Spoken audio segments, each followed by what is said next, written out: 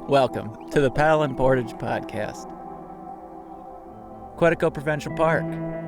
You've heard it here on the podcast if you've been paying attention. Access is open once again for those without a RABC, and we took advantage of that. Joe Fredericks and I'm Baxley, got the chance to visit our pals from several years now, the plural Cache Bay Rangers.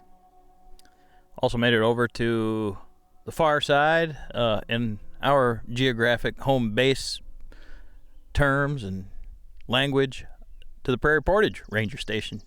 Just check things out, see what's going on at these southern entrances, spend some time there, checked out the telephone reporting system, how it's going, and what the vibe is around there. I'd say the vibe is high. Well, you can get in. That alone. You can get in there again. After an extended period of time of uncertainty and decreased visitorship into the park, the place is slowly coming back alive again. And that's so beautiful for these remote ranger stations. That's their function. Their function is to be the gatekeepers of the park to the southern border, to the southern entrance. And that's certainly for Peter and for Stacy a source of great pride, great passion, and deep care. Peter and Stacy now in their 4th year at the Cache Bay Ranger Station, and we had a chance to visit them when we were up paddling and canoeing, to pop in there and say hello. Of course, we had to run up to the ranger station so you could check in via the telephone reporting system, and just figured we'd have an opportunity to say hello to our friends, which we did. So good to see Stacy and Peter and hear the updates of life on Cache Bay, life on the island, life at the ranger station, life in the woods, and how they've unfolded as a couple, falling in love with a place together, deepening in their knowledge, their experience, their intuition of a place. I personally have a great deal of respect for both of them, and how seriously they take their job and their life there. Speaking of news, when there's been some Boundary Waters news here in 2026, I've been appearing on CityCast Twin Cities. That's a podcast, daily local podcast for the Twin Cities. They've got an email newsletter, social media channel, all about life in the Twin Cities, but they've been curious about stuff happening up in the Boundary Waters as well. They're posted every weekday at 6 a.m., so it's ready when you are, part of a national network of 13-plus cities, but they're hyper-local in every market, including down in the Twin Cities, Minneapolis, St. Paul. Hosted by our pal Sean McPherson. He's an interesting local radio legend in the Metro. This is a Twin Cities guy through and through. When you think about Sean, I think about the Twin Cities. It feels like you're kind of listening in on a educated, smart, friendly conversation between people who know the Twin Cities. They know it, they love it. So you can get that. And it's not through that Minnesota nice filter. It's just straight up, real informed talk where everybody's welcome. Local news, calendar, things happening all across the Metro. And as I said, they're interested in stuff up here in the Boundary Waters region as well. You can subscribe to that podcast, their newsletter, follow them on social media. We do. It's twincities.citycast.fm, or just search CityCast Twin Cities in your podcast feed. All right, here on a beautiful sunny day with Peter and Stacy, the Cache Bay Rangers. Peter, we've been talking with you and Stacy now for a few years. How many years, how long have you been at the ranger station here at Cache Bay? Yeah, this is our 4th season here at Cache Bay. I spent a season before we were married working at Prairie Portage, so 5 years in the park, but 4 summers here on the island in Cache Bay. What's this feeling like for you now, Stacy, to be here in terms of the years now that you've spent? When you're here, what's it feeling like? The first day back is always fun. It's always felt like home, but it's so easy to settle back into routine now. There's a lot of excitement in the months or the weeks leading up to it, and we just love coming back. There's usually a few days where it's just us and we're setting the station up. And then as soon as people start paddling in, that gets exciting as well, to see some familiar faces and new faces. And yeah, but it's just, it instantly feels like home, like we've never really left. Yeah, okay. Well, so you're describing some of the things that it sounds like you like, but what can you share with us about some of the best parts of being up here? Stacy, you want to start? Sure. One thing that we do on a very regular basis, on a daily basis, it's at the end of the day. And so since our very first day here, we've gone down to one of our 2 docks. The one faces the back part of the island, and we take a picture of the sunset every single day. And it's not just a run down and take a picture of it. We give ourselves some time before and then usually some time afterwards, depending how bad the mosquitoes are. But it's a beautiful way to end. Even if it's a gray sky and there aren't any colors, the routine of that has been really cool. And I've even just been gone for the last week, and to get the picture from him every night on what the sunset looked like. My phone alarm was going off telling me I needed to go down for the picture, and I knew about 10 minutes later I'd get the picture from him. So that's one fun routine that we've developed.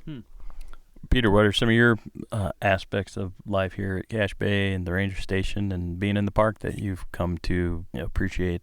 Yeah, there's a lot of things that we could talk about that we've come to love. One of the things that I've loved is what might feel like chores back at home feels like, I don't know, I want to say fun out here or important.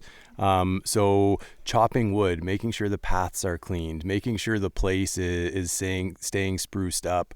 At home, I don't always love painting a bedroom, for example, but here painting the outside of the cabin, knowing it's going to stay good for years to come is just fun to see what that looks like. We've always told paddlers here that we're here for their safety, but we're also here for the park's safety. And part of that means keeping this place maintained and a welcoming environment for paddlers who come.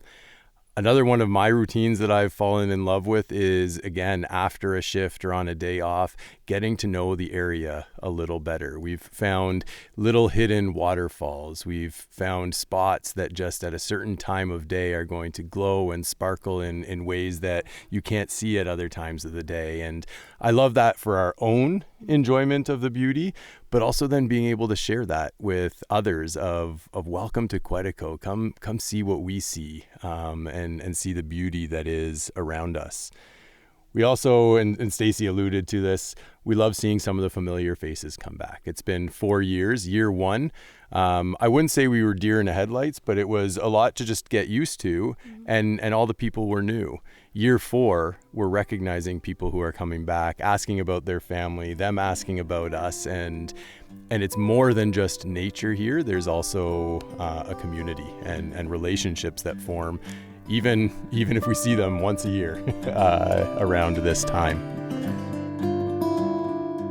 I'm Bonnie Schutte, and I'm the campus director up here at Chickawauk Museum and Nature Center.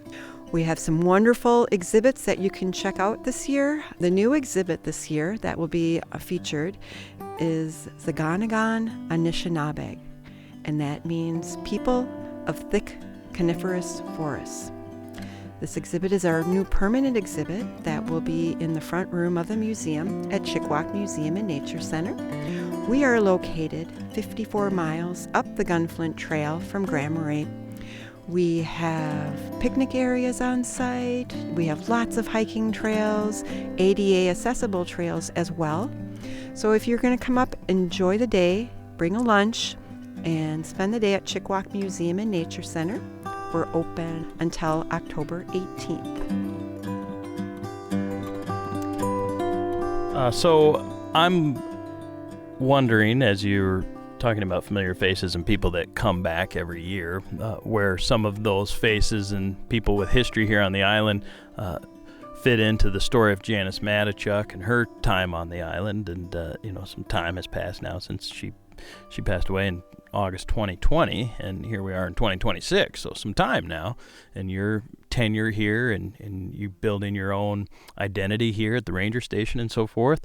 But, there is a plaque just over right behind us here that says Janice's Island, and then a recap. So there's that legacy remains, and particularly for some of those repeat paddlers and guests that come to the park.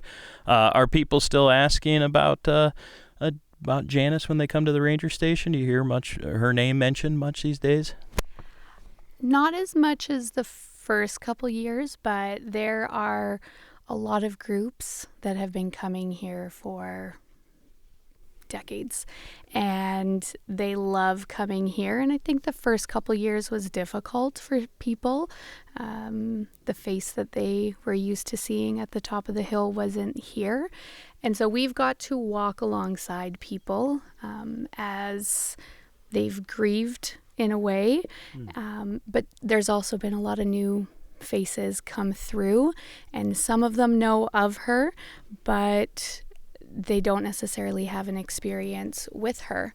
And so there's a balance. I would say as the years have passed, there might be less people who ask about her, but the people who knew her and were coming here for years, they still love sharing stories about her. But the new paddlers that come in, we love just diving into what their new experience may be or what their first experience is, and not gearing the conversation towards here's what the history of Cache Bay is. We honor it as much as we can, and we dive in, and we love hearing stories about her, but it's also fun with some of the newer people who haven't met her and looking ahead at what their future in the park is, as well as looking at people's history in the park. Mm-hmm. One of the things when I think groups plan their first trip to Quetico or Cache Bay, they're probably looking up information and what can we learn, and no doubt Janice's name comes up in that. And so some of the new groups do come and ask about her or that. One of the really cool things that happened was someone bought a copy of the book Her Island about Janice's time here, and it was our last copy, and he donated it back to us to be a rental book, rental for free, a borrowing book, yes. And so groups have taken that out on trip, read the history of Janice and the island and the park, and then sign their name in the book and bring it back to us to loan to the next group too. And so that's been a cool way of honoring the history while people have new experiences in the park too. We've been very grateful for the notes that Janice has left, for the learning the upkeep, the figuring some of that stuff out. And so we are reminded of the legacy she's left while also making this place our own, and trying to find that healthy balance of future and history and where they come together. How's that copy of Her Island holding up? Getting a little weathered on some of those trips? So we send it out with a Ziploc bag. Nice. Yes, so the pages are definitely curling, and I love that. It just shows that there's a history to the physical book itself and not just the story. So people are a little nervous. They don't want to lose it. They don't want to damage it, but they feel a little better when they get the Ziploc bag alongside of it and are eager to read it. Yeah, she'd probably appreciate it. It has a little character and grit to it a little bit. Well, those types of stories now, as you're accumulating them over the years, what are some other sort of anecdotal stories, things that have happened to you, experiences that you want to share to wrap up our conversation here? Yeah, I think both of us would point. We have our own experiences in the park going on trips and that, but I think the stories that come up most often are the people we interact with. I had mentioned it earlier. Our job is to set groups up for success for themselves, but also set up the park for its success. And so we absolutely have loved going over the different, here's how to enjoy waterfalls safely. because they're more beautiful than they are dangerous if you're enjoying them safely. Here's a good route to do based on your skill level. We've helped people learn some basics even of here's how to steer a canoe or properly balance the load, and just helping people with that. I think we had talked about a few times together even I can't say one of our favorite groups, one of the memorable groups was a group of young boys or young men. We think they had just probably graduated from high school and they were doing a bit of a grad trip that was different than all their friends were doing. They had not experienced the park and they said, we want to, as a group of 4 guys, we want to come and do a trip together. And they got here in higher water and wanted to do things safely. And they spent a lot of time with us asking, how do we navigate the falls? What are we looking for a site? What are we doing in A, B, and C? And genuinely wanted to know how to do it well for their experience and how to leave the park great. And they spent a lot of time with us and we watched them paddle away and we looked at each other and we said, I hope they enjoy their time.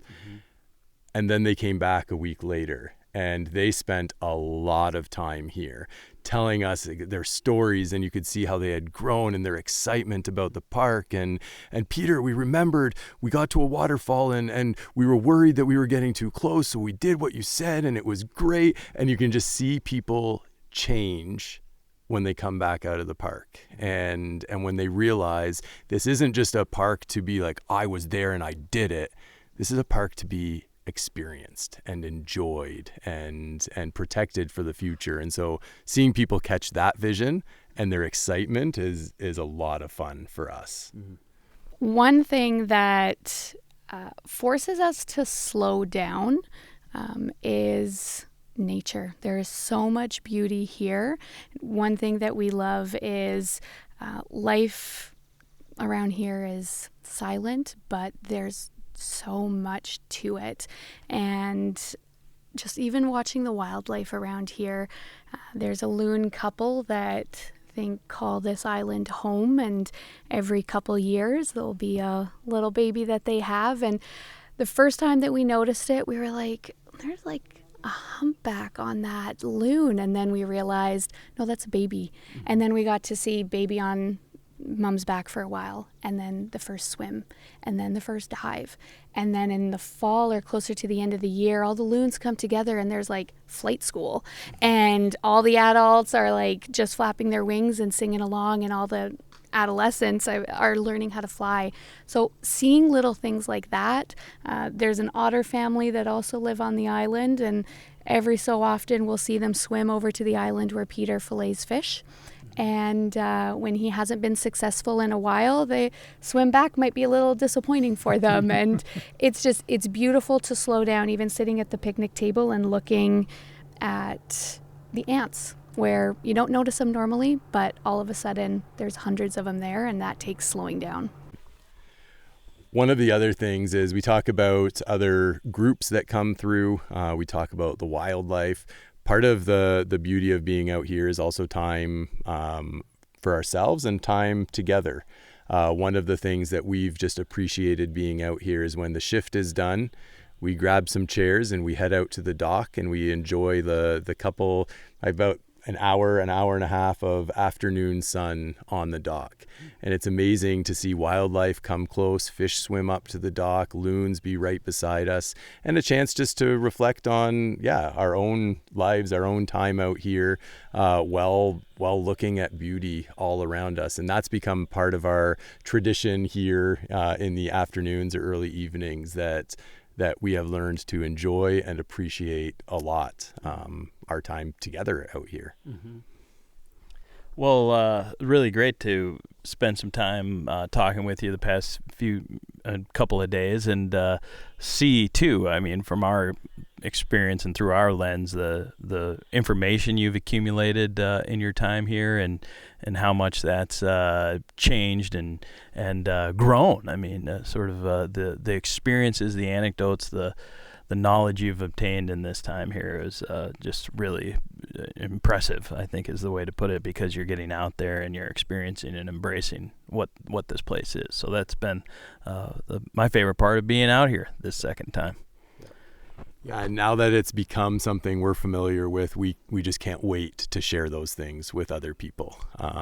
Knowing that this is going to go beyond us. This is generations to come, and what we get to share with someone, they're going to share with their kids, and future rangers are going to keep doing this, and this beautiful place that we've got to call home also becomes a home for others in a way too, and we love being part of that journey with them. 50 years ago, a group of friends met at a diner and began to organize a movement. They called themselves Friends of the Boundary Waters. Through grassroots organizing, they fought to make the Boundary Waters the protected wilderness it is today. For 50 years, we've defended the Boundary Waters. Our strength is in our members. It is in you. To learn more and join this movement, please visit friends-bwca.org.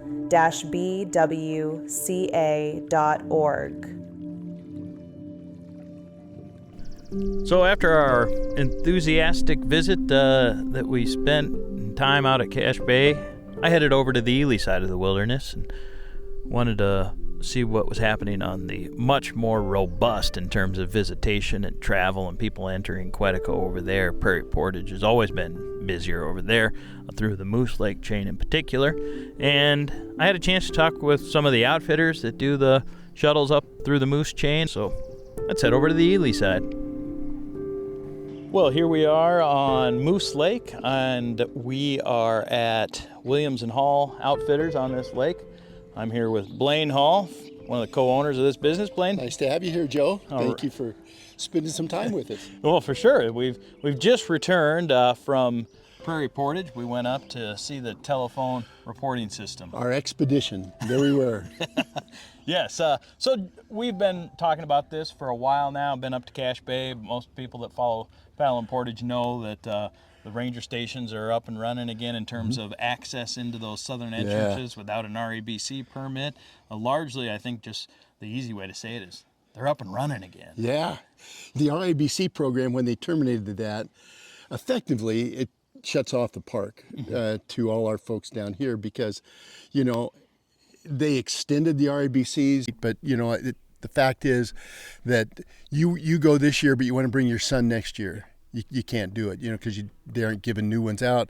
So we were just praying for some kind of solution to the problem, and they came up with one, and it seems to really be working. So. Yeah, and we should say, too, I've got some photos. I know you took some photos that you'll probably be putting on your social media or website and stuff. It's not exactly an elaborate system up there. No. This wasn't space age technology, but God bless them for figuring out a workaround, a way to include paddlers and into such a special place as Quetico with a relatively simple fix.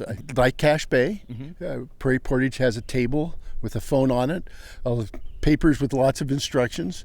You pick up the phone, you call, you answer to someone at Canadian Customs.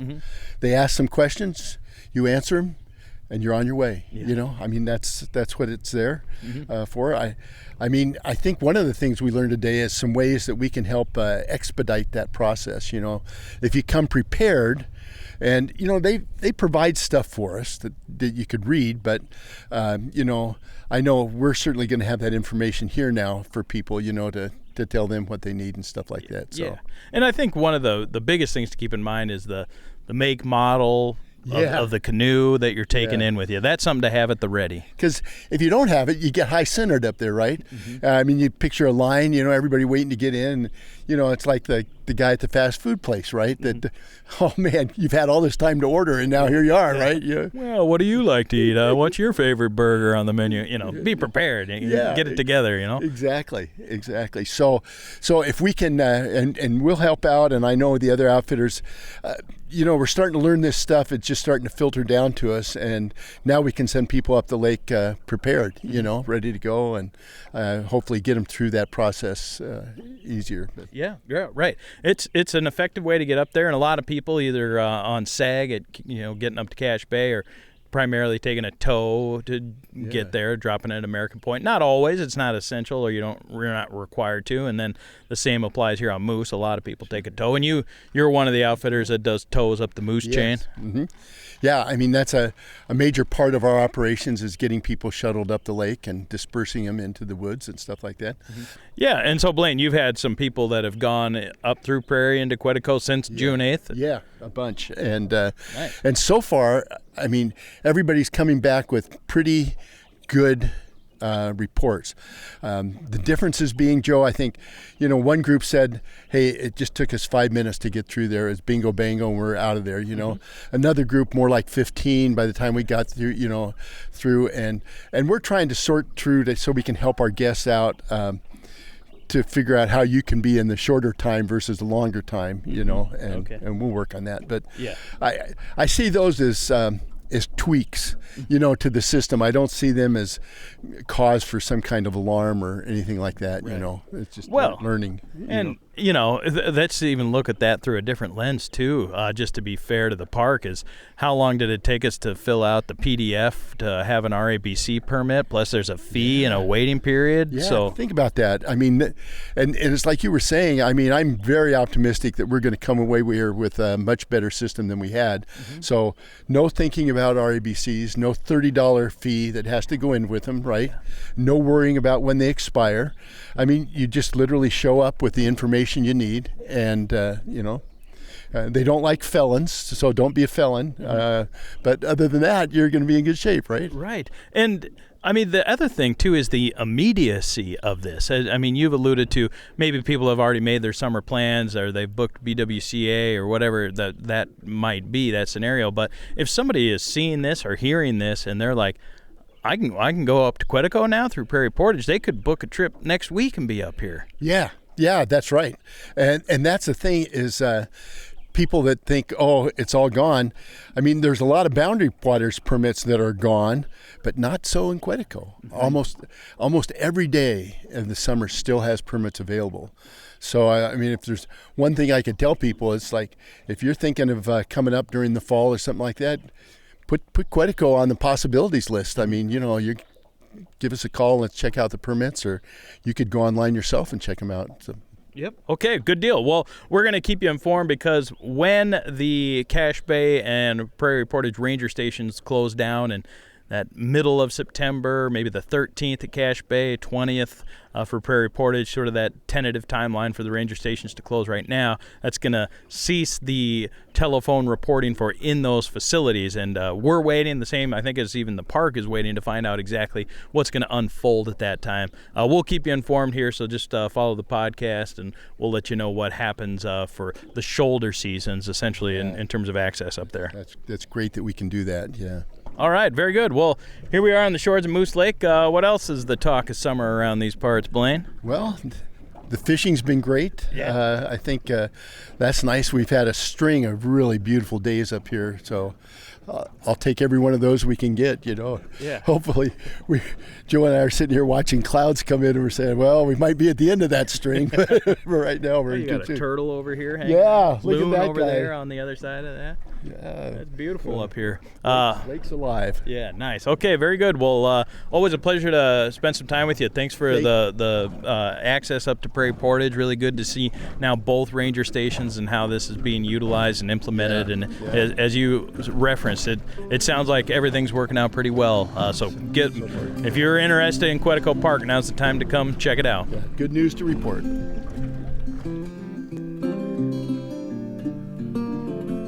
Quetico Provincial Park, access to Minnesota and Minnesota's boundary waters is alive and well.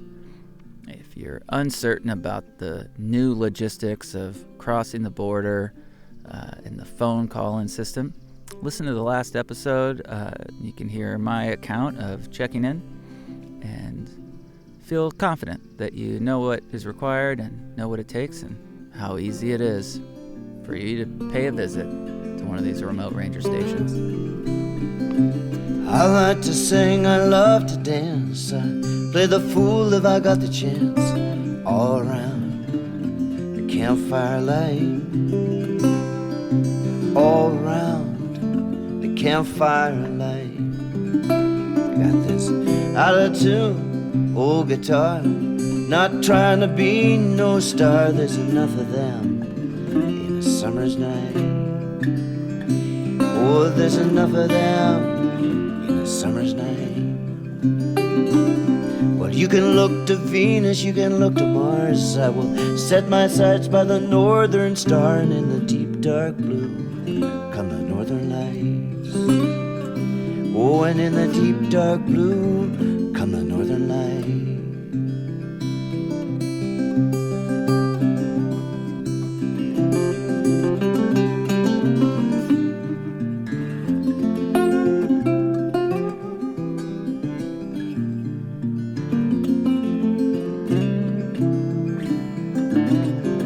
Sing when I paddle canoe, feeling not thinking if the strokes are true. We're gonna get through to the other side. Now, out in the night, the waves beat the shore. You can hear 'em pounding, you can hear 'em roar. Oh, roll me, rock me in my dreams. You can roll me, rock me in my dreams. So I like to sing, I love to dance. I play the fool if I got the chance. All around the campfire light. All around the campfire light. All round, all round, all round the campfire light.